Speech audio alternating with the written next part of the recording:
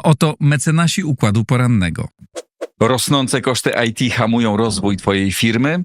Z AMZO obniżysz wydatki nawet o 70%, wybierając polizingowy sprzęt IT sprawdzony, wydajny i gotowy do pracy. Kliknij link w opisie i pobierz specjalną ofertę dla firm. Rosja sprzeciwia się pomysłowi wysłania europejskich sił pokojowych na Ukrainę.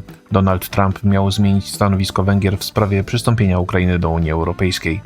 Chiny nie zamierzają brać udziału w amerykańsko-rosyjskich negocjacjach na temat denuklearyzacji. Stany Zjednoczone przywracają kontrole sąsiedzkie dla osób ubiegających się o obywatelstwo. Indie przygotowują się na gospodarcze skutki wprowadzenia przez Amerykę 50% ceł. Eksperci Międzynarodowej Agencji Energii Atomowej zostali wpuszczeni do Iranu. Czwartek, 28 sierpnia, to jest Układ Poranny. Michał Ziomek, zapraszam. Rosja nie akceptuje pomysłu wysłania europejskich sił pokojowych na Ukrainę. Według medialnych doniesień prezydent Stanów Zjednoczonych Donald Trump miał przekonać premiera Węgier Viktora Orbana do zaakceptowania członkostwa Ukrainy w Unii Europejskiej.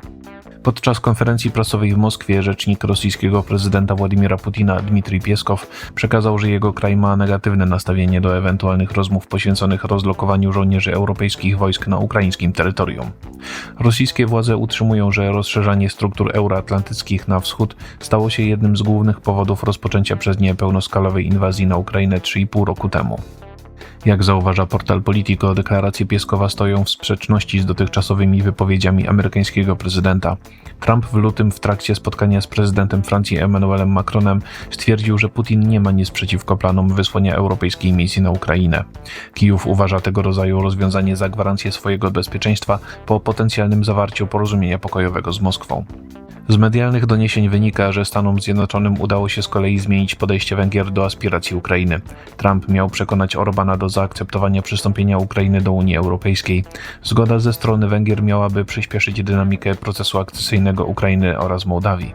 Prezydent Ukrainy Wołodymyr Zełenski po niedawnym spotkaniu z udziałem europejskich liderów w Białym Domu przekazał, że poprosił swojego amerykańskiego odpowiednika, żeby wpłynął na Węgry w kwestii członkostwa jego kraju we Wspólnocie Europejskiej. Przed kilkoma dniami węgierski minister spraw zagranicznych Peter Szijjártó zaoferował Budapeszt jako miejsce potencjalnych ukraińsko-rosyjskich rozmów pokojowych.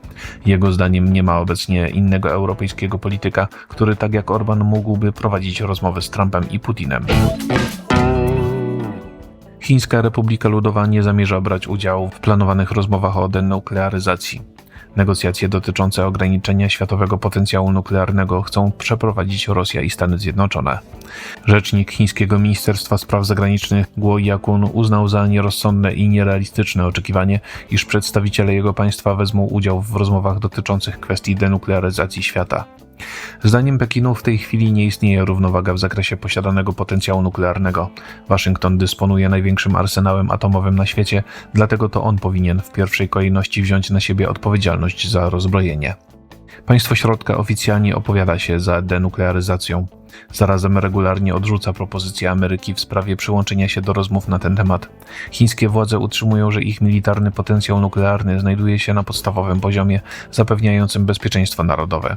Z tego powodu nie zamierzają one brać udziału w wyścigu zbrojeń z innymi mocarstwami. Prezydent USA Donald Trump w poniedziałek wyraził nadzieję na przyłączenie się Chińskiej Republiki Ludowej do rozmów pomiędzy jego krajem i Rosją. Zdaniem amerykańskiego przywódcy denuklearyzacja jest bardzo ambitnym celem, na który mogłyby się zgodzić także Rosja i Chiny. Wszystkie trzy państwa miałyby więc działać wspólnie na rzecz powstrzymania rozpowszechniania się broni atomowej na świecie. Chińczycy według Sztokholmskiego Międzynarodowego Instytutu Badań nad Pokojem jeszcze w ubiegłym roku dysponowali blisko 500 głowic nuklearnych. Dla porównania Amerykanie posiadają ich 3808, z kolei Rosjanie 4380.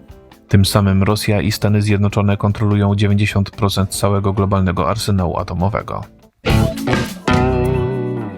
Stany Zjednoczone przywracają tzw. kontrole sąsiedzkie dla osób ubiegających się o amerykańskie obywatelstwo. Po raz ostatni wykorzystywano je ponad 30 lat temu. Administracja amerykańskiego prezydenta Donalda Trumpa zapowiedziała, że powróci do procederu przesłuchiwania sąsiadów oraz współpracowników niektórych osób, które ubiegają się o otrzymanie paszportu Stanów Zjednoczonych. Dyrektor Służby do Spraw Obywatelstwa i Imigracji Joseph Edlow Przekazał w swoim oświadczeniu, że dochodzenia lokalne usprawnią cały proces udzielania obywatelstwa i będą realizowały obowiązujące przepisy zgodnie z oczekiwaniami Kongresu. W jego opinii Amerykanie będą zadowoleni z tego rodzaju działań, bo będą mieli pewność, że cudzoziemcy są weryfikowani, cieszą się odpowiednią reputacją, przestrzegają zapisów konstytucji oraz szanują amerykański porządek. Służba do spraw obywatelstwa i imigracji może jeszcze zaostrzyć swoje kryteria. Być może będzie ona oczekiwała od imigrantów składania przez nich listów polecających od sąsiadów, pracodawców, współpracowników czy partnerów biznesowych. Agencja chciałaby zachęcić cudzoziemców do aktywności w tej sprawie. Listy od nich będą brane pod uwagę przy podejmowaniu decyzji o przeprowadzeniu kontroli osobistych.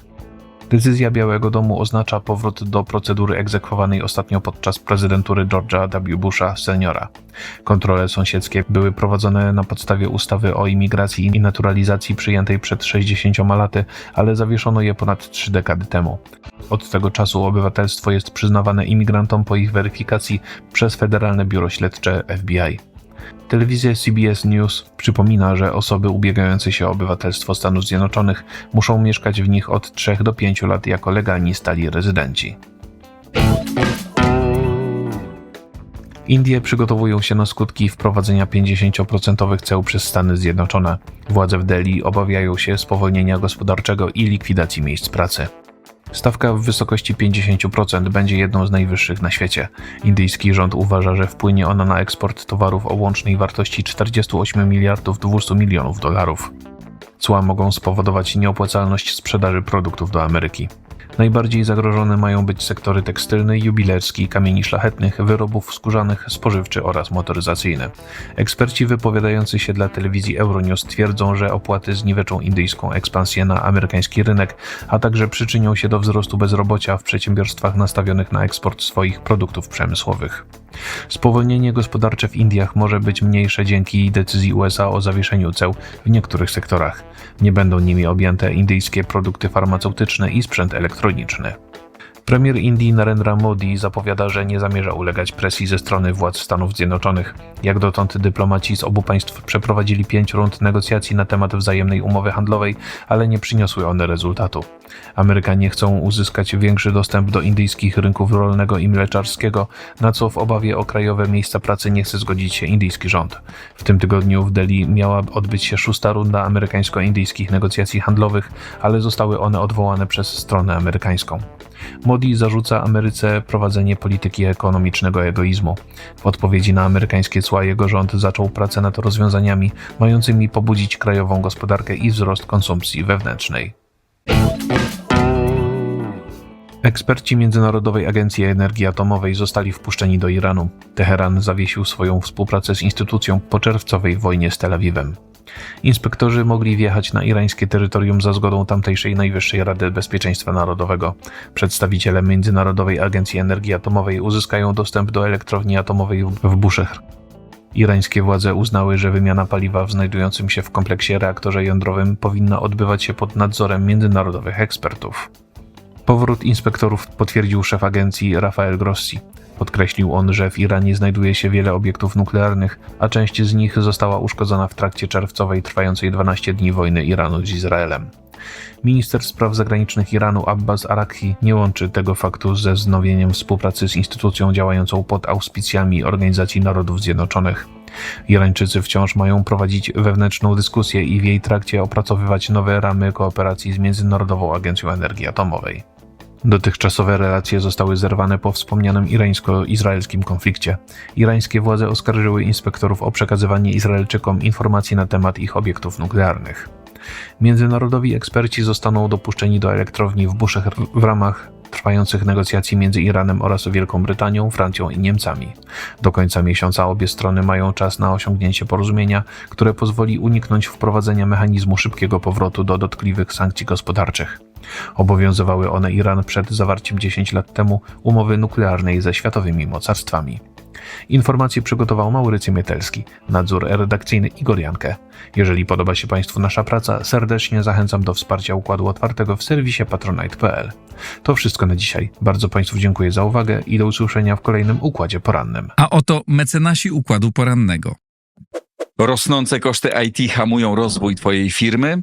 Z AMZO obniżysz wydatki nawet o 70%, wybierając polizingowy sprzęt IT sprawdzony, wydajny i gotowy do pracy.